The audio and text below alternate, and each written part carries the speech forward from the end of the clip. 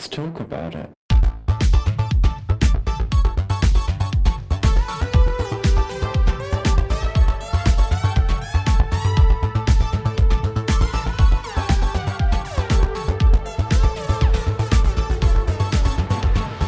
Hello and welcome back to Thicc Radio, the podcast where we talk about gaining, feedism, and everything in its orbit. I'm James. And I'm Tim, so let's get into it. Today we are welcoming to the show for the first time. Today we've got Chromie. Ooh, hey Chromie. Hi. How you doing? I'm doing good. How are you guys? Doing good. Doing good. Well, listen, it is our absolute pleasure to have you here because, listeners, we are no longer the podcast that talks about gaining and everything in its orbit. We are the podcast that talks about gaining, feedism, and everything in its orbit, because Chromie here is a feedist. And we are so excited to finally have some more diversity in this perspective as we trundle our way through the endless halls of information and experience that is the gaining and fetus fetishes and sexualities. So Chromie, are you ready to deep dive with us? Yeah, I'm excited to be here. Awesome stuff. Well, you know, whales are known for being able to dive deep in the ocean, so you know, we'll all be tanking to large deep depths. I'm not a marine biologist. I have no idea. Something like that. If you're a marine biologist and want to write into the show, you can contact us at thiccradio.com. That's what we're really missing on the show. We've got gainers, feedists, and marine biologists. Yes, the three genders. Beautiful. As represented as they should be.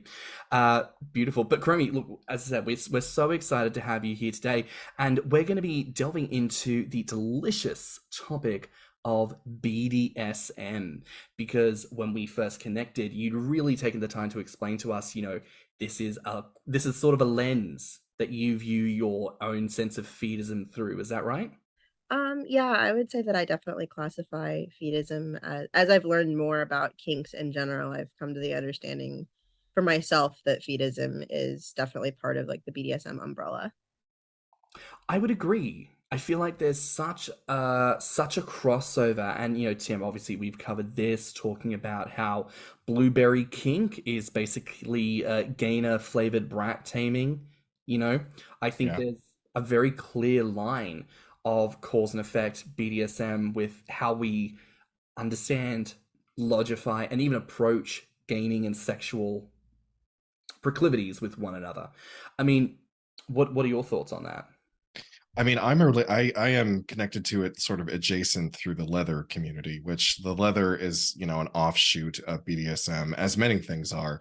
I think as much as if feeding and feederism is a part of the BDSM community, so is gaining, because everyone kind of assumes a certain role in those scenarios. And so if you are the feeder, you are usually in a place of dominance. If you are the feedee, it's usually in a submissive position. Same thing with gaining, a gainer and encourager. So yeah, I think that this really does fall under a larger umbrella. I think so many things fall under the BDSM umbrella that we don't think about. I think it almost comes to a point of gainers and fetus, I imagine, love to keep themselves separate from the wider sexual narrative. I've often said it sometimes feels like it's an island unto itself, where people go, oh, you know, our interests, they're so different and so unique to anything in the world, no one could possibly understand us, when actually 2 feet in that direction is the mainland of everyone going, you right? Like, we're right here. Like, we're actually not that different. Chromie, I'm curious to ask, what was your introduction to BDSM? So I was, you know, except for the media knowledge that everyone has, my introduction to BDSM was definitely after my introduction to feedism. Feedism has sort of always been with me from the very beginning awakenings of my sexuality. But BDSM I got into, I think I started to get more into it around 2018. So when I would have been like 20. And I think it came under, I think I started talking to a feeder who was into it and I realized that I was also into it. And then I started, I'm a Googler. I Google like everything. So, I start reading about all these things, and I realized very quickly that like I've been, on the depths of like the fetism internet since I was like 12 years old. Like, why don't we have stuff like this? Like, I could have been like learning like ethics and like, reading the little like fucking BDSM Bible and all that stuff. Like, why have I not been exposed to this? Like, it's kind of sad. So for a little while I got on my soapbox about it. And posted a bunch of stuff on Tumblr about it, and then kind of got worn out with like people would sort of lash back, and people don't really like those new ideas. I don't know, there's some sort of, a lot of people like to think that their kink is soft and nice and doesn't have anything to do with those icky people who hit people. And it's moralism, and it's sad, and that's my thoughts on it. I mean, insert conversation about how moralism comes from the Reformation of the Church and this idea of morality, where fat phobia was really kind of like exactly. I have written in my notes something about like whether people have an obligation to like accept it, and like how I think that it's counterproductive because moralism is like the root of fat phobia and kink shaming in general. So like, what are you doing? 100%. So I'm assuming you have read Sabrina String's Fearing the Black Body. I have not, but it is on my list of stuff that I should read. Girl, you absolutely must. I've said this before, and I'll say it again for listeners.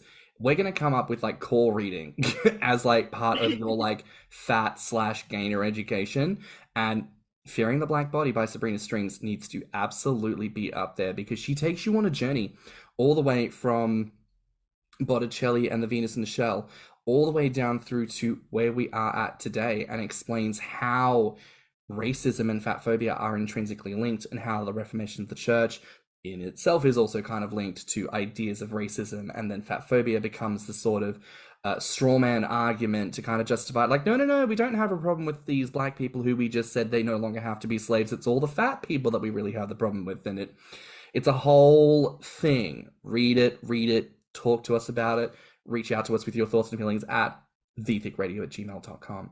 But Chromie, I definitely agree. There is this thing of people not wanting to associate with harder elements of kink with these more sadistic, to a degree, which I think is kind of crazy, because is that not really the definition of like extreme feeding? Like, it's kind of sadistic. I want to feed you to the point where you are so stuffed that it begins to hurt. I want you to be so stuffed that you struggle to breathe. I want you to be so full that you literally cannot physically get up off the couch. Well, and I would think then that the person who is having that done to them squarely fits into the masochism category, So yeah, I mean, I would, that's definitely where like the realm of the fetism universe that I occupy myself in. So that's very, I guess, normal for I would say I'm probably on the more extreme end of that.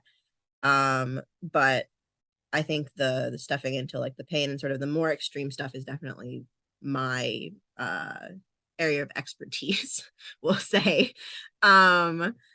So, but a lot of people don't like that. A lot of people just want to like sit on the couch and like cuddle with their partner and like feed them a slice of cake, and that's it. So, but I think that even with that is still, I think that there's still something to be gained from the collective knowledge of the BDSM community, because like there's, even if within your active fetish role play there's not a power dynamic, there's a power dynamic within society, and there's a physical power dynamic. Like if you have someone who is like thinner and more physically able, and someone who is very fat, like that's a power dynamic within society. You're the attractive one and one is not, and like physically, like you can do things that the other person can do, and that's dangerous, and you should be talking about it.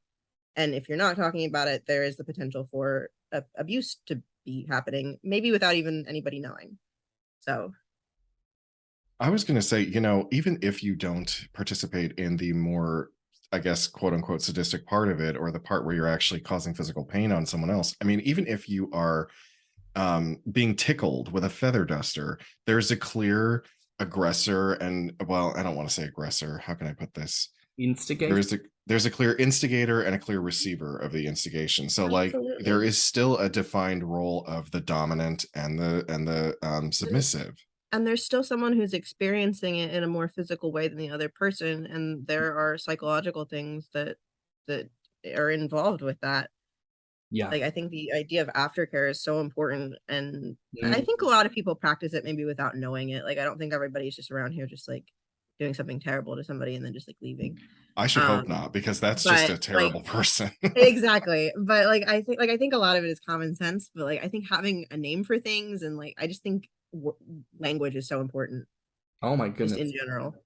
Yes, yes, yes, yes, yes. I mean, literally, Tim and I were talking about this earlier today, and we came up with a brand new word, glut over, which I just posted out on Instagram because it's like, you know, like when you're hungover, but from like overeating, and I'm like, yes, yes, I'm so full first thing in the morning, but I know I need to eat breakfast because I've got about T minus 10 minutes before the hanger kicks in, and then I will hit somebody because it's 9 o'clock in the morning and I haven't eaten and you are in my face.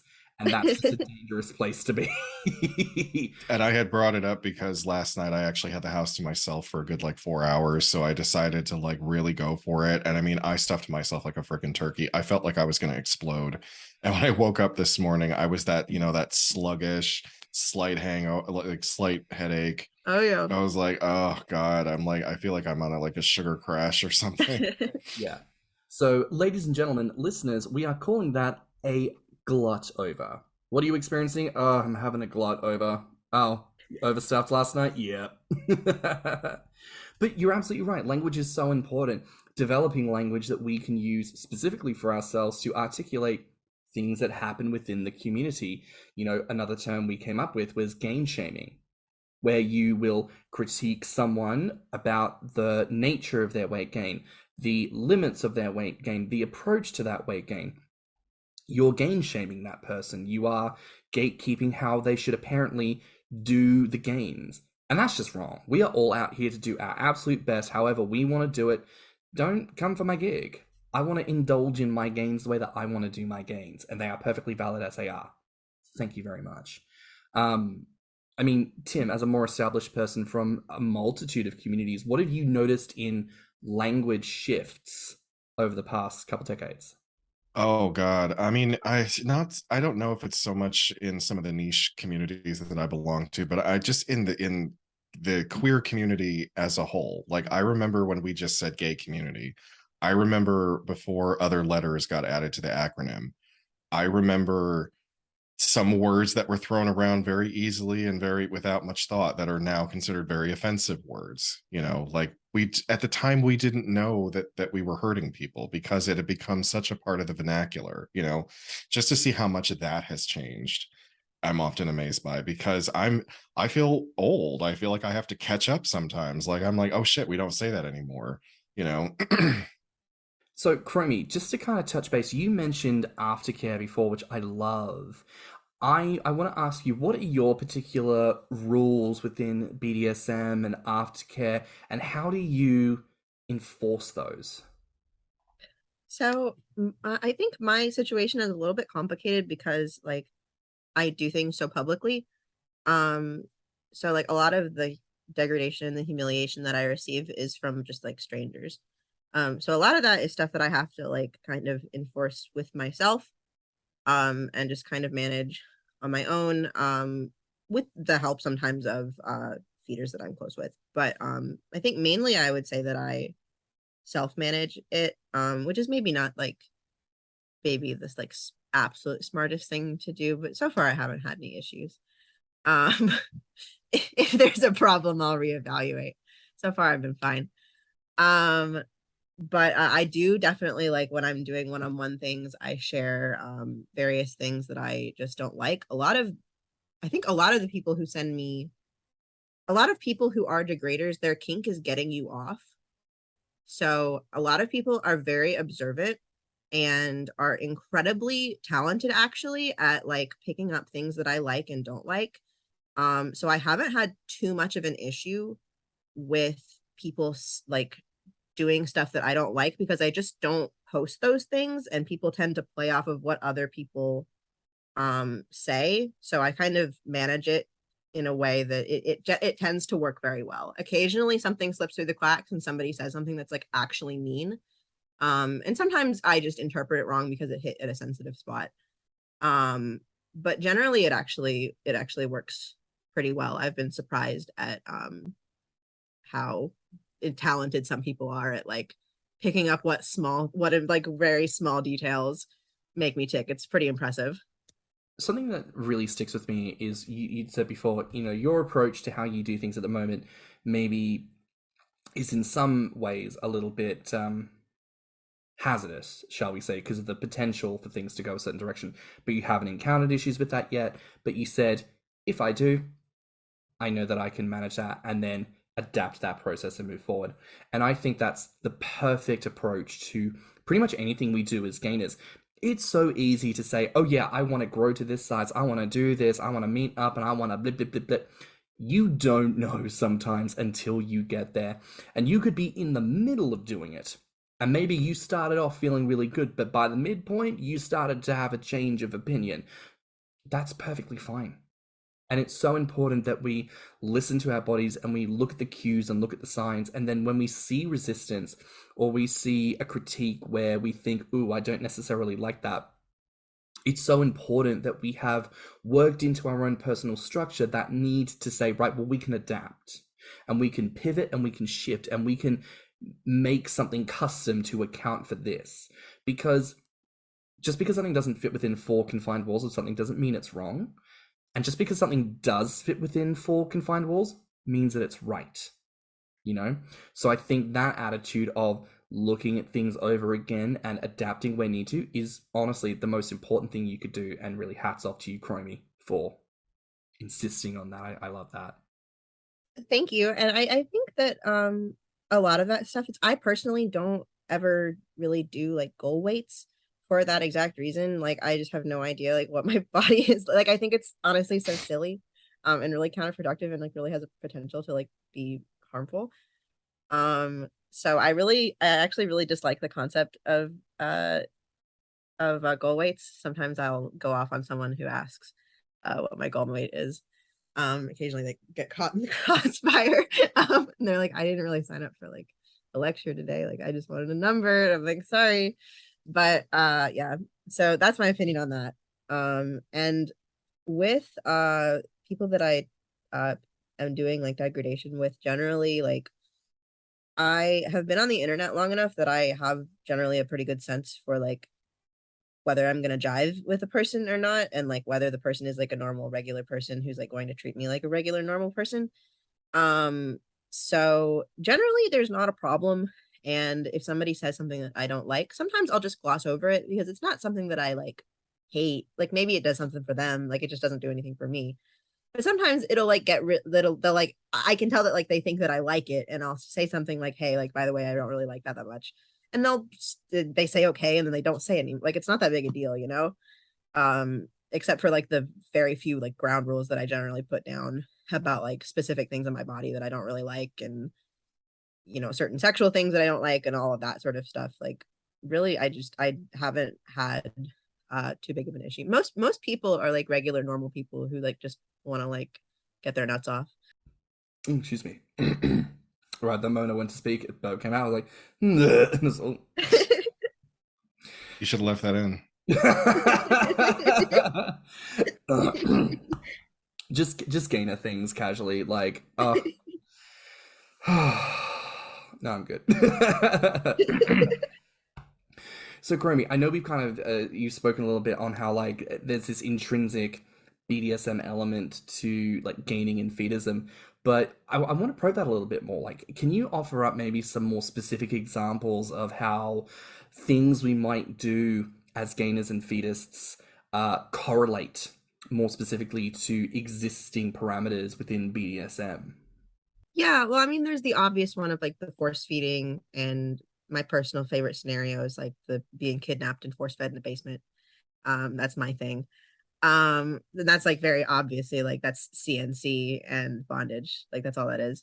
You can even find like funnel feeding masks. I don't know if they're actually made for piss kink, maybe, but that's not what I've used them for. I can tell you that that's what they were made for, because that's a Yeah, big I'm thing sure in that's leather. probably what they're made for. Yeah, I have been funnel fed through one of those before myself. So Yeah, I have one. They're very impractical, but they're really cute. yeah, Um, I've got one that straps to your face, and it's got a mesh thing at the very top, which tells me it's made for a different. oh, gross.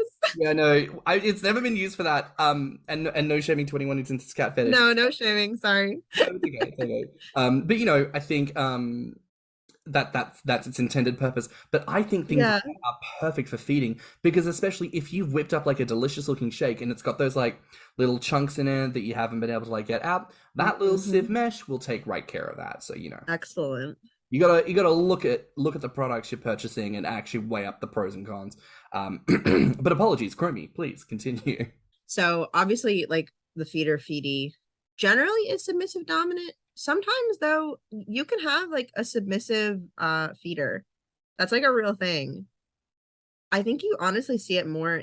I think I've personally seen it more in the gay community. Maybe not. There are very few, I feel like, instances in the straight community. I feel like most of them are female feeders and male feedies. Could Interesting. be wrong about that, but I feel like that's what I've observed. I do feel like I've seen submissive feeders. I think the stereotype is still that feeders tend to be more the dominant and feed absolutely submissive, but I've certainly seen examples of submissive feeders, and there's a sort of question that ticks around in my head. Like, I do wonder if it's a gendered thing, right? Like, if there's the expectation that like men will be dominant, women will be submissive, but then when you have people who are same-sex attracted, that kind of goes out the window, and there's that question of like, well, what do we do here? And it kind of leans on that narrative of like, well, we know feeders are dominant and feeders are submissive, and this is how we're going to do it. But then, you know, there's also the switch element, which personally I love the thought of the idea of having a feeder who's also a feedee, and maybe he's decided he wants to be all dominant with me and he's feeding me, and maybe I decide to be a bit of a brat, push him off, switch it around, push him down on the couch, and then shove that funnel in his mouth and feed him and be like, tables have turned, Porky. Now it's your moment. And he has that moment of like, what? I didn't know this was how, you know, I think that's actually really quite hard. I was going to say, like, I've been in a situation with a submissive feeder before where it was like he wanted me to like ravenously consume the food in a sort of almost Mr. Creosote fashion. And then like, you know, when it came to the afterplay, it was like he wanted to be crushed under me. He wanted my belly shoved in his face to the point of like he laid down on the floor and I kind of like smushed my belly on his face so that like, you know, I'd roll over for a second so he can breathe and then roll back over on him. Like, he really loved that kind of thing. Yeah.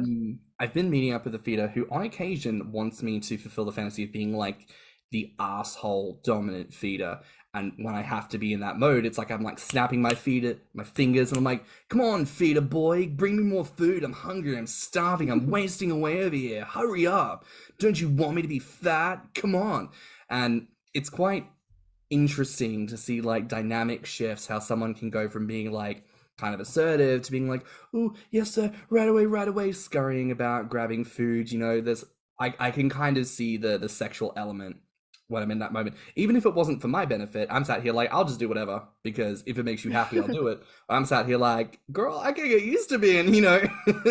Which is the exact kind of scenario that I've seen with leather daddies and their boys. You know, like I have seen situations where leather daddies, like, say they are getting ready to go out for the evening. They're like, they're like, boy, where's my leather pants? Boy, where's my boots? Boy, get down and tie my shoelaces, stuff like that. Like, I see a lot of intersection with femdom as well.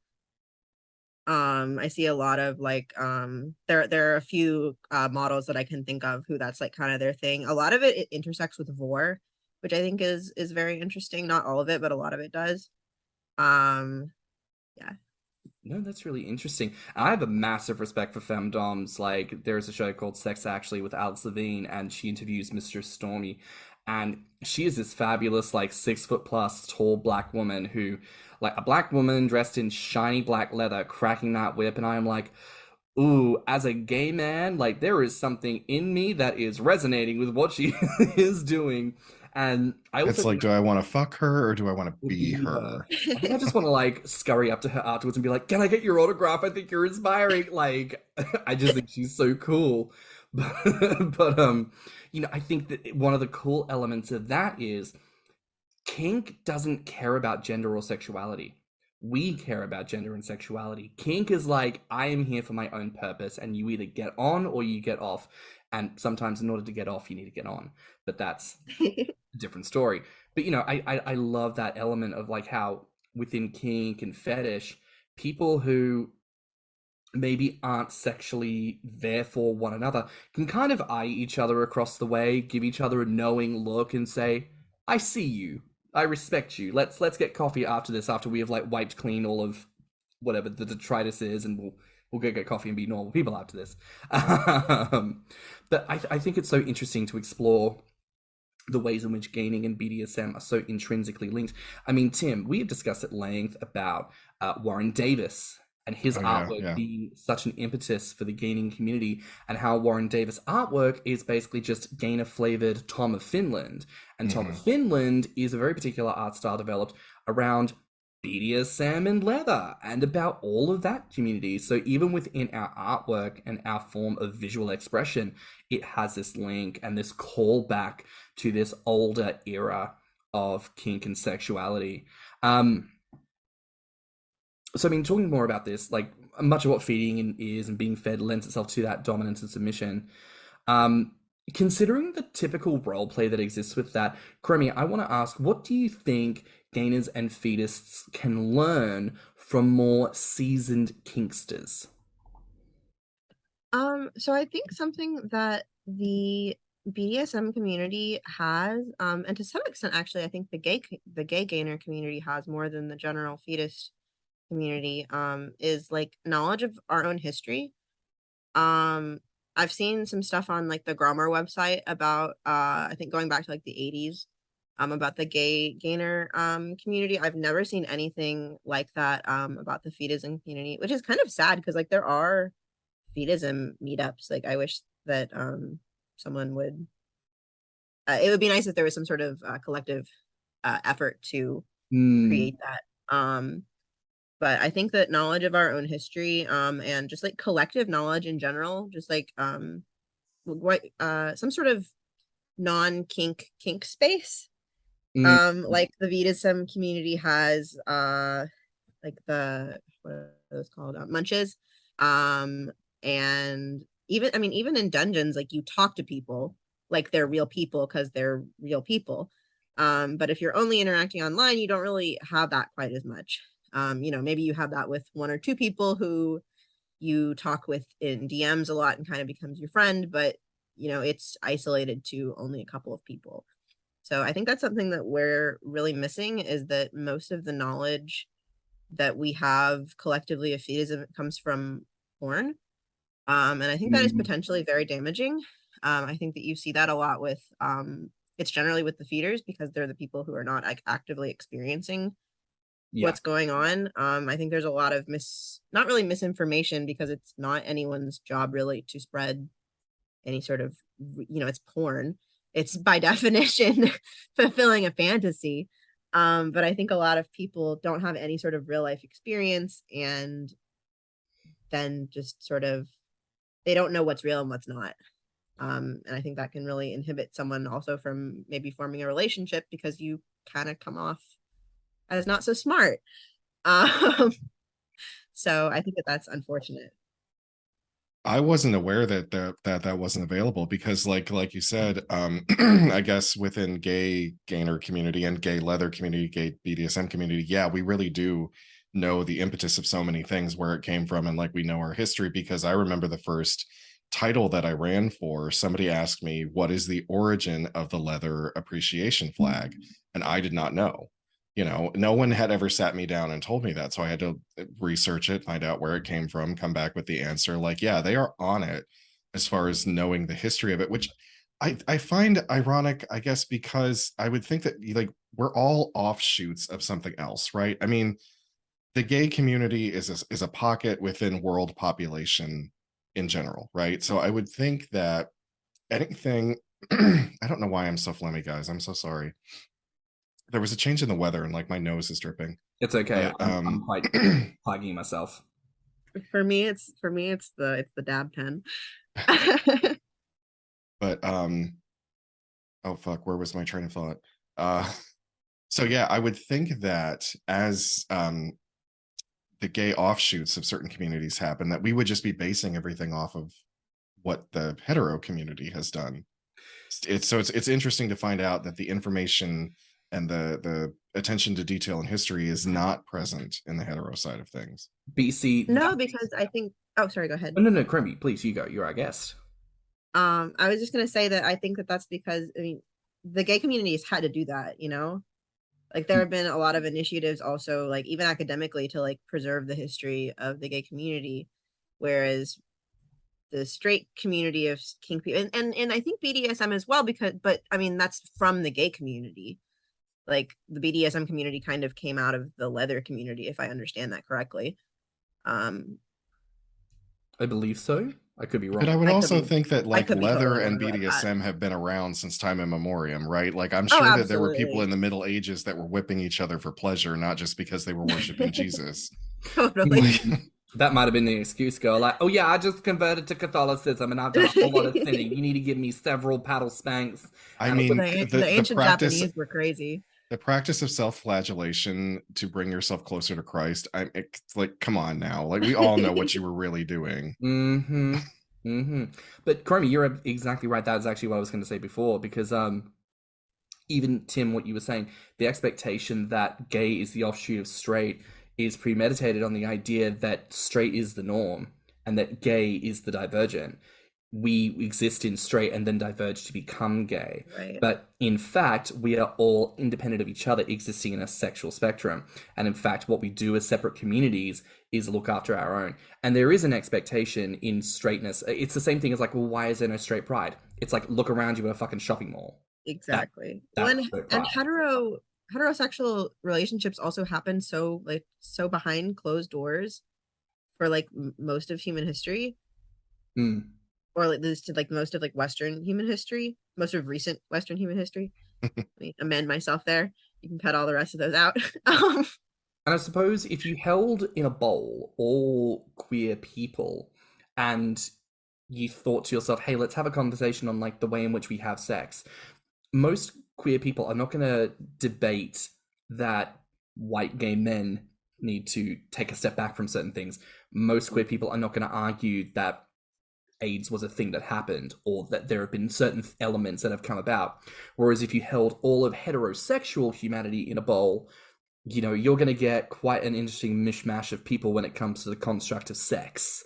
There's a very diverse, shall we say, approach to how sex is, who should be having it, if it's allowed at all, apparently. just all sorts of things. So, I think much like all things, nothing exists in a vacuum, and gaining and fetism do not exist in a vacuum. We are informed by the environments that we find ourselves in. And so I do think because the queer community is, at the end of the day, smaller than the overall heterosexual community, it makes sense that it's easier for us to kind of rally the troops, gather our resources and put all of our stuff in one place. Whereas perhaps on the heterosexual side of things, there's a lot more herding cats, perhaps, might be the way to phrase that. Chromie, I'm not sure if you would agree with that sentiment. I think historically it's also just been a lot, the queer community has also just been a lot more like of a community. There's sort of like in a lot of things are sort of like rites of passage, and you kind of get taught how to do things, and that's not really necessarily true for straight relationships. Like you're just kind of supposed to know how to do it, and that's it, and that's kind of the end of things. I think various societal things have sort of forced the queer community to have more structure. I mean, I would say yes and no. Like, if you've never been to a Pride board meeting before, like, like they are a chaotic friggin' mess. That's why I always found it so funny when people would be like, The gay agenda. We have to stop the gay agenda. The gays, they're trying to take over the whole world. It's like, dude, we can't even organize each other, let alone like take over the world. Come on. 100%. And unfortunately, I do have to disagree on the notion of like, yes, there's a sort of rite of passage and an education and a almost like a sense of mentorship, I think, in a number of different communities. But, you know, Tim, you know exactly what I'm going to say here. We did an episode on mentorship, and when we talked about leather in the leather episode, you know, these are things that we can acknowledge are distinctly missing from the gainer community specifically, that there is no education, there is no elder statesman who, you know, taps you on the shoulder and says, hey, I see what you're doing, let me kind of step in here and maybe help guide you. Or there's just not really any of that. We're all just a bunch of humans who find our way into a corral, and we're all just sort of milling about waiting for someone to make the first move. And that's a bit frustrating at times. You know, there's a sense of there's so many years, decades of experience amongst all of us within the community. It does surprise me that there isn't more structure, more sense of mentorship, the passing of the torch, or the helping people to feel a bit more established. But then who knows? Maybe this is how the BDSM and leather communities were back in the Wild West days of self-flagellation of church. maybe this is what they were doing back then, and we just have to go through the hard times before we get to where we're supposed to be, you know? Fingers crossed, anyways. Sometimes I think part of it also has to do with the internet. You know, a lot of people now that, you know, you don't have to go find the other people who are into it to like find your porn. You just have to stick it in Google. So I think part of that also is that some of it, it's not that it's newer, but it's that it's like more of a thing now that there is the internet. If that makes, there's more people who know that they're into it. Yeah, you're absolutely right. It connected people, you know, that had, because before, like James and I have talked about, like before we found the community online, we thought that we were the only people who were into this kind of thing, because you do feel isolated. You feel like you listen to the conversations of your peer groups going on, and you're like, oh, well, I'm not really into that, and not really into that. I'm not really interested in that either, but I'm really into this, and nobody's talking about that, so I must be the only one. Right. Whereas I may be 10 years younger than you guys, and I never had to experience that. I feel extremely lucky because the very first time that I had access to the internet, so the very first time that I felt anything, I don't know why I knew the word fetish, but I just Googled it. It's amazing what sticks with you when you are underage, and you know that there's something different in your heart and in your mind, and you hear certain words, and it's the intonation that people use it with, or the context in which you've observed it, and something in your brain, just like a frog snatching at a fly, just whoosh, grabs that and holds onto it and says, oh, we're going to hold on to this until such a time as we can properly dig deep and figure out what we're going to do here. So totally get it. Probing a little bit here for you, Chromie.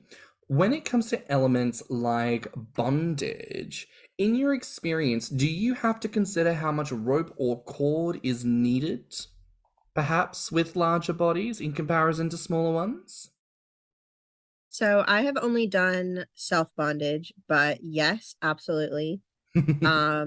I had to learn how to, you know, I just had to teach myself how to do it on using tutorials online. And very quickly found out that the little teeny tiny models, rope estimations were not at all accurate. So I think I found like maybe one or two people through, you know, several Google searches who have larger bodies and were maybe able to provide other measurements, but otherwise I just kind of had to figure it out through trial and error. And sometimes I had way too much rope, but that's easier than not enough rope. So yes, absolutely. I'm not sure about the fancy like suspension stuff. I'm sure that that's a lot of math to figure out. I've seen it done with larger guys. Oh, I'm sure it's possible. I've seen lots of pictures of it. I just don't know anything about it. You know, the nearest I have experience, or rather knowledge of that, is the sex swing in every steam works, every bathhouse. And do you know what? I never see skinny guys in those. I only ever see big brothers. Neither have I, now that I think about it. It's always the big uns. And do you know what? That was probably one of my first real, like, fetish examples of, like, bodies in the flesh. literally was like seeing these beautiful large men in these slings, and like, yeah, it's all about like angling them so their butthole is easy to get plowed, but simultaneously they're in this lovely thin bit of leather something or other, and they are just spilling out over the side. And like when you watch them get plowed and you just see ripples happening across, just bouncing, so much blubber bouncing. it's the most, like, it's literally hypnotic. I think I watched a man get fucked for like 45 minutes once just because I was just stood there like, like, I had the esteemed wonderful. pleasure of getting to fuck a big boy in a sling, and oh, it was lovely. Oh, really? The only downside was the color commentary that I was getting from people who were standing around watching. That became a big distraction. I almost wanted to scream at all of them to get out of the room. Oh, wait, so like, what were people saying? Just like, you know, one guy was like, oh yeah, fuck him, you know, it was like obviously dick in hand, like, you know. And then I think a couple of them were drunk and they were just making like movie commentary almost, like, oh, whoa, didn't expect that, oh wow, that's a lot more versatile than I, you know, shit like that. And I'm like, could you all shut the fuck up and get out of the room, please? Like, I am trying to enjoy myself. I finally have a biggin in this sling and y'all are making this awkward for me. Oh my god, what is this? The Zack Snyder director's commentary? Well, it felt like those two Muppet hecklers. Oh yes. What are their names? I keep thinking Horace and Jasper, but that's yeah, I don't remember the names, but like the Muppet hecklers. It's like that's what I felt like. Yes, those ones, and they go Statler and Waldorf. That's there. You go. Boom. I had to look it up. Don't worry, we'll edit it so it sounds like you just came up with that answer and you top your head. No, but that's fabulous. And like, I don't know, like, I'm not much one for voyeurism myself, but we're talking kink and fetish here. Like, voyeurism is an element of that. Like, I don't indulge in that as like a thing. It's not something that particularly gets me off. But then in that moment, watching that big boy get fucked, and obviously he's in a quote unquote compromised position. He can't get up, he can't get out. All he can do is just lay there and get plowed while all his fat bounces all about the place. There's something very gayness sexual to my mind about that, because that's very reminiscent of what it means to be fat in general and what turns me on with fat. I don't just want to be fed and fattened to the point where I can't get off the couch. I think there's the CNC element where he then comes over on top of me and starts to fuck me, and I'm so full that I can't quite get him to stop, and I just have to like lay there as like this fat bloated thing getting plowed. Like, very hot, very, very hot, just saying. You know, I know a lot of people that are into being flogged, and I can tell you that there's no weight limit on the St. Andrew's cross. Like, I've never seen it potentially topple over. I've never seen it like the wood potentially crack from having a larger man strapped to it. The sawhorse, you do have to be a little bit mindful of, it can only support so much weight. So like if the sawhorse is made of wood, you have to be aware of that part, but a lot of them are made out of stainless steel. So if it's constructed well, it should be able to support, you know, at least up to 1,000 pounds, I should think. And I think these are important conversations because, much like all narratives about fat people within BDSM, I do think fat people are left out of the conversation a lot. Conversations are had about like what are the weight limits, what are the pain thresholds, what are the size constraints of certain things, which no one ever seems to have to think about because everyone who appears in these videos is fabulously thin and perfectly shaped and built for stuff. But when it comes to biggins, we have to think about extra open cord. We have to think about weight limits and the construction. If it's made of stainless steel instead of wood, that could splinter, and that's not pleasant.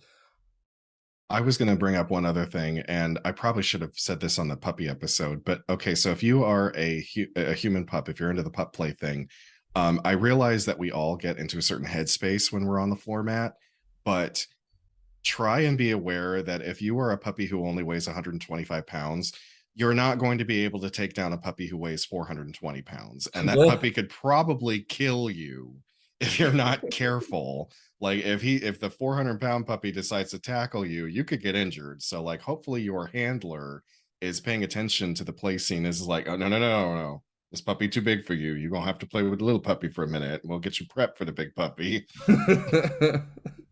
Because I took on a puppy that I thought I could handle, and I paid the price for it. I was sore all over the next day. Oof. God damn. Chromie, I want to throw this back to you here. Like, when it comes to elements of things like having someone on their feet, their knees, their side, or their front, do you feel like you tweak this for people who are larger, or do you see and observe that being factored in? I've played almost exclusively solo, so I don't really have a whole lot of experience with that. Ah, fair. I feel like, excuse me, I feel like in a lot of the scenes that I see, you do often see a lot of large people presented on their side, more so than front or back. And I do wonder if it's like an accessibility to genitalia, like if it's about positioning for rope or for different features that might be included. Tim, you said This is not necessarily related to BDSM, because when I've played with super chubs, there usually isn't a scenario going on per se. It's just I'm meeting up with a super chub and I'm getting to do certain things. But I've noticed that, like, you know, with some of the guys I've been with who are over 400 pounds, being on the back is not always that comfortable for them, because they have a lot of weight sitting on their chest between the belly and the fat that they have on their chest. It does make it a little bit harder for them to breathe. So it's usually easier if their back is propped up a little bit so that they can, you know, get that good lung expansion. And I still have access to the belly. I can between their legs and worshiping their belly there. If it comes to actual penetration, it's a lot easier if they're on their side, because again, on the back, all of that moving, all of that weight on their lungs is not always easier. So, you know, rolling onto the side and sort of like positioning myself that way. I don't know how to describe this, but like, you know, to sort of mount them from that from that angle tends to be a lot easier. I don't ever try to put any of them on their knees. Like if they're going to orally gratify me, it's usually I lay on the bed and then I can scoot all the way towards the edge where maybe they can sort of either lift me up or they can just bend over, which is a lot easier than them getting down on their knees. That's the kind of tricks I've had to employ. Yeah, this is just a PSA. I know I mentioned about like fat people on their knees, but like if you are a smaller person and you are putting fat people on their knees for sex, please stop. It is the floor is not our friend these days. You're being inconsiderate.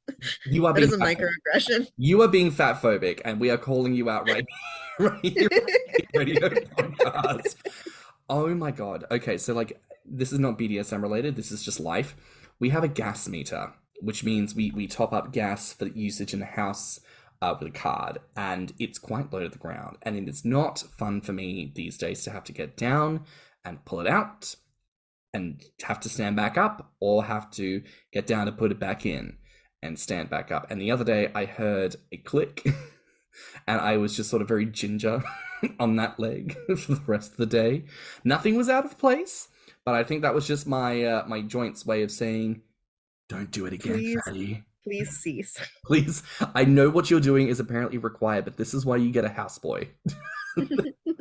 I know, right? Oh my god. So yeah, don't make fat people do things on their knees.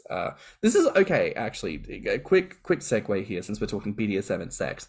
I understand that there is a narrative within sex about equality, right? And I do think that fat lovers want to be equal in that regard. But we need to start reaching a point of understanding that accessibility is very much a thing, and thin partners need to be way more considerate of their fat partners and what they can and specifically cannot do. We are talking size fitting into outfits that you might have bought online, thinking that this could be cute and playful. Knees again, which we're just talking knees here, but again, any kind of floor work, you know, that's not our realm. You know, no. We like a nice comfy bed. Think about other things too. Yeah, comfort of the bed as well. And if you're going to, I guess, maybe set up a dungeon, which I have seen many men that I know set up their own dungeons. But if your partner's going to be big, you know, don't use the sort of just like flat table that's made out of wood. Oh, Or no. don't, if you're going to get something like that, make sure it has very sufficient padding. If you're going to get a bed, make sure it is a reinforced metal bed frame. Yeah. Don't buy the banana wood bed from Pier 1 just because it looks good, because that thing is going to crumble under, a 500-pound framed person. And then even beyond the BDSM and sex thing, if you're the skinny partner and you've got a bigger partner, remember, like, if you're driving like a friggin' Kia Rio, your larger person is not going to be able to fit into that car. Like, if you guys got to go somewhere, oh, I'll drive the fuck you will. No, we're driving the big ass gas guzzling SUV because that's the car I can fit in. That's the one. So, elements on accessibility there and just consideration for your partner, which, listen, if you are a skinny listener, we trust you in faith that you are doing so. But if you happen to not be doing that currently, or people who are not doing this, take this as your opportunity to maybe give them a heads up that they might need to tweak what they're doing. Chromie, we want to ask you here, just as a little wrap up, what advice would you give to anyone listening who might be considering testing the waters of BDSM in a larger body? I think my first advice, and this is my first advice for most things, is just research it. Just, read a whole bunch. Look it up. Look up another thing. If you see a word that you don't know, look that up. It's just a good way to get information. Go on, if you're looking to test the waters, FetLife is a great place to go to find like IRL stuff. If like specifically fetism stuff, obviously fetism Phoebe would be where you would probably want to go. But for BDSM stuff, FetLife I think is probably the best place to find. Like, I think a munch I think is usually the best way to, as far as I know, to get involved with your local BDSM community. And I think probably the best thing to do would probably just be to message somebody and chat a little bit, and then probably just show up and try to find somebody who doesn't already have a friend and sort of form an alliance and tackle the local BDSM community, get up the balls and just do it. I love that. Chromie, this has been so much fun. Before we wrap things up for today, is there anything that has gone unsaid that you think needs to be brought up right here, right now? I kind of wanted to talk a little bit more about degradation. Yeah, go for it. Talk to us about degradation. Let's see, what do I need to get on my soapbox about? I put some notes. I just wanted to talk about, I think my sort of thing is sort of fat shaming. And I think that's sort of can be an interesting thing to talk about just because of the ethics of it. It's something that I think about a lot. I don't have like any answers to any of these questions because many of them are very, very morally gray. But I did wonder if either of you had any opinions about anything. Just because like I'm so desensitized to it. Like, I say things that like I know would probably make people cry and it like doesn't even faze me. I really struggle with people who love the humiliation aspect of things, because not that I have anything against it, but more like I don't like to put people down. Like, even if it's their thing, like, it's hard for me because I feel like society beats big beautiful men down, and women, but like, as a gay man, I'm obviously going to focus on men. I feel like big beautiful men in the gay community get beat down so much. They're told they're not good enough, they're not attractive enough. Oh, I could never sleep with somebody that fat, yada yada. I just want to give them compliments. I just want to tell them that they look so fucking gorgeous, and that the way that their shirt stretches across their belly, or the way that their love handles peek out, or the way that they wobble when they walk, like, I just want to just fill them up and make them be like, just make them believe that they are as sexy as I think they are. So it's like it's hard for me to come up with the humiliation stuff and be like, yeah, you fat piece of shit, yeah, you keep eating that fucking hot dog, man, you're just getting so fucking fat. Like, it's hard. What's interesting? I used to really love being like teased and humiliated for my weight gain. Like, used to just, it was one of my number ones. But as I've grown, the desire for it has just dropped off the map completely. And I think it's because when I was smaller, obviously the sensation of being humiliated and teased was rooted in the fantasy, because I think I knew subconsciously back then, oh, I'm not really that fat yet. But since I've crossed a certain threshold, clearly in my mind I've gone, oh, doesn't really do anything for me. It doesn't make me feel upset in any way. There are certain things that people could say to me that make me feel a bit more triggered. Things like, Chromie, you said you don't like to weigh yourself. I'm in the same boat, babe. Same boat. It is the number one thing. If you want me to like go on a diet and like stop eating and feel like shit about myself, get me to weigh myself, because those numbers on the scale will make me spiral so quickly. But yeah, I can't do it, But yeah, no, it doesn't offend me to be teased or humiliated, and I do enjoy like acknowledgement of my weight gain, but it doesn't turn me on in the way that it used to, which is interesting. Again, I think it's that narrative of fantasy versus reality. Things that when I was thinner, I did not know existed purely in the realm of fantasy, because I just assumed it was all one and the same. And then as I've grown, it's all leveled out and kind of become a little bit more like, oh, I'm just existing as a fat person. I'm being sexual as a fat person. So it's been interesting in that sense to kind of rediscover my sexuality and rediscover the constraints that I do like to operate within now versus what I have done before. I'll handle a little teasing and humiliation here and there. It doesn't do anything for me, but like the stuff that just drives me crazy and makes me just like, oh, I don't even want to do this anymore, is when someone's like, oh, well, yeah, but you could be fatter. Like, why aren't you eating right now? Oh, you could be this, you could be that. That makes me so angry. Yeah, it's like mainly it's because like completely like no, I couldn't. Like, fuck off. Oh yeah, my God. and it's like you're completely erasing the effort that I have made thus far. It's like it has been a slog for me to get this far. This has not been easy. This has been a lot of uncomfortable nights and mornings. This has been like a lot of calories consumed, a lot of money spent. Digestive issues that I have. Like, oh my God, yeah. My toilet bowl and I are still in therapy together. Honestly, but no, seriously, is this 2003? Are we still on the negging train? Like, do we still believe this is a good thing? Because it's not.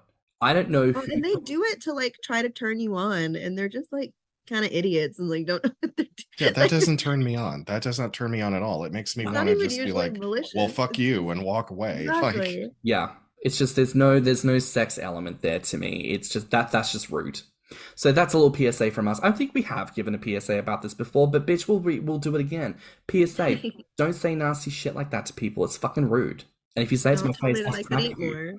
Yeah, I'm inside my body. You're not. Oh my God. Or things like, oh, is that all you're eating for lunch? Yeah, that's all I can afford. I'm on a budget. You want me to eat more? Why don't you pay my fucking PayPal? Why don't you do that? Oh, it gets me mad. It gets me like mad. Anyways. We'll put our PayPals in the show notes so y'all can donate. Anyways, sorry, we went off a bit there. But yes, that was degradation, I suppose. Chromie, any more points on degradation? I don't know. I think that's about it. Just wanted to touch on it a little bit. No, I love it. Well, listen, that's been a fantastic time, Chromie. It's been such a fucking pleasure having you here. Thank you so much for being here. Yeah, thank you guys so much for having me. I really enjoyed talking to you guys. Oh, yay. Where can people find you online? I am on Tumblr at jigglybellysoftheart, Twitter at jigglybellygirl, and Instagram as jigglybellysoftheart3. My account has been deleted 3 times. Oh my goodness. They can't handle all those delicious curves. I really think that plus size people accounts get deleted because of like AI fat phobia. I really think it's because there's more flesh in the photo. Absolutely, because it's all you can't be promoting obesity. The fuck I can't be promoting obesity. I can promote whatever the fuck I want. Oh, fully that. There's no nudity on my page.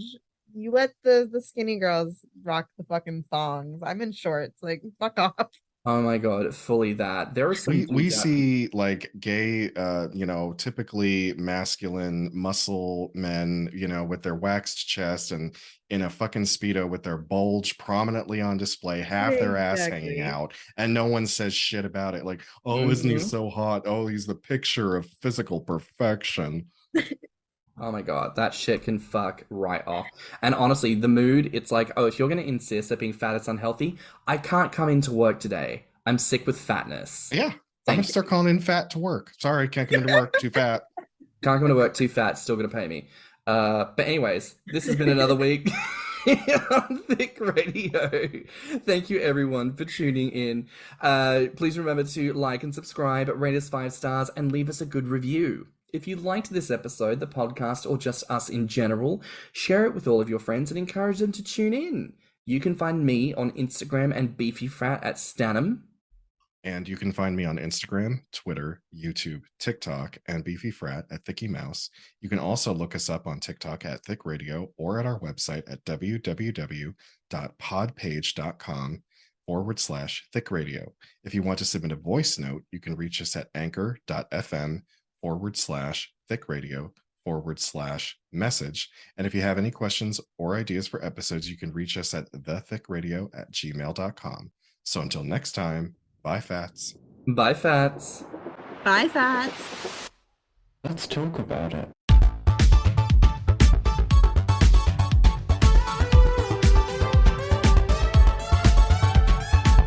Thicc Radio is a Patreon and Enter app podcast produced by Stan and Thicky Mouse. Mixed and mastered by Stan. Our artwork is provided by Lokitu. Our theme song is provided by Spotify.